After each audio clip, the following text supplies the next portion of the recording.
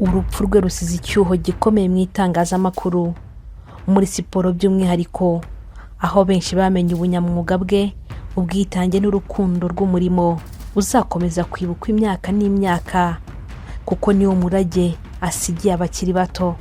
Fidèle Kajugiro Sebarinda ni umunyamakuru wamamaye cyane mu gutara no gutangaza amakuru by'umwihariko ya siporo kuri Radio Rwanda. Yitabye Imana tariki ya 13 Kamena nyuma y'igihe yari amaze arwaye. Fidèle yize mu ishuri rya Petit Seminaire Firigo Fidelis i Huye, ndetse n'umwe mu mfura z'umutoza Rutsindura Alphonse watoje mu ikipe ya volleyball muri Petit Seminaire Firigo Fidelis mbere y'1994. Mu myaka isaga 20 yamaze mu mwuga w'itangazamakuru, Fidèle Kajugiro yabaye ibyishimo ku bakunzi ba siporo y'u Rwanda, cyane cyane abakurikiranaga ibiganiro by'imikino kuri Radio Rwanda. Yarazwi nk'umunyamwuga ukunda akazi, ufite ubumenyi bwimbitse muri siporo by'umwihariko kuri volleyball na handball. Yari umwe mu banyamakuru bagize uruhare rukomeye mu kuzamura no guteza imbere itangazamakuru rya siporo mu Rwanda. Nyuma yo kuva kuri Radio Rwanda mu mwaka wa 2011, Fidèle Kajugiro yakomeje gukorera siporo y'u Rwanda muri Komite Olympique y'u Rwanda, aho yari ashinzwe ibikorwa byo guteza imbere siporo.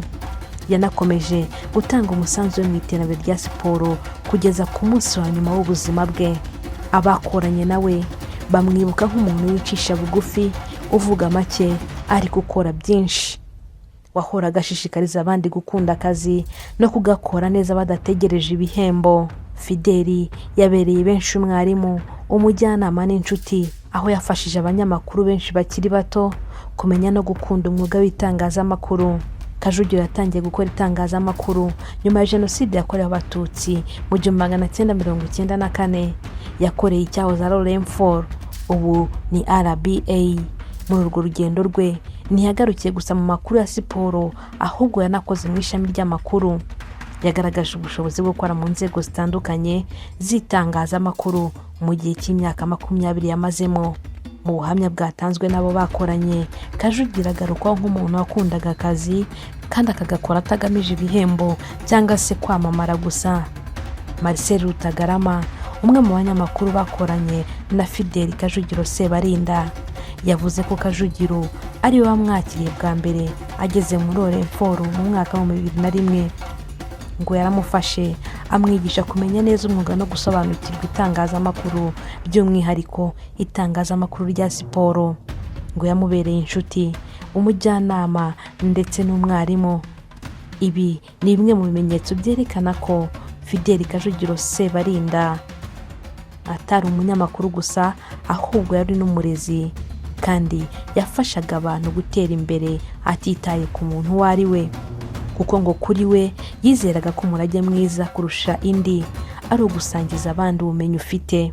Kajugiro Sebarinda atabarutse asize umugore n'umwana umwe, ariko yareze abandi benshi bo mu muryango we basigaye ari imfubyi za Jenoside yakorewe Abatutsi muri Mata 1994. Mu mwaka wa 2020 ubwo umunyamerika Kobe Bryant yitabaga Imana, Fidèle Kajugiro Sebarinda yavuze ko ari umwe mu bari bamuzi kuko ngo babashije guhura. Sebarinda yari yarahuye na Kobe Bryant mu mwaka wa 2012 mu mikino ya Olympique yari yabereye i Londres mu Bwongereza, ubwo ikipe ya basketball ya Leta Zunze Ubumwe za Amerika yatwaraga umudari wa zahabu. Umukinnyi wa basketball Kobe Bryant hamwe n'umukobwa we Gianna Maria Honore Bryant bari mu bantu 9 bitabye Imana baguye mu mpanuka y'indege ya kajugujugu yaguye ahitwa Calabasas muri California. Kobe Bryant yatabarutse ku myaka 41 ubwo yagendaga mu ndege bwite, iyo ndege ikaza guhanuka ifashwe n'inkongi y'umuriro. Umuyobozi wa polisi muri Los Angeles yatangaje ko nta muntu n'umwe wabashije kurokoka muri iyo ndege, aribwo Kobe Bryant n'umukobwa we Gianna Maria bitabaga Imana. Fidèle Kajugiro Sebarinda nawe aratabarutse, ariko asize umurage ku banyamakuru ba siporo ndetse n'urukundo muri rusange. Tumwifurize gukomeza kugira iruhuko ridashira.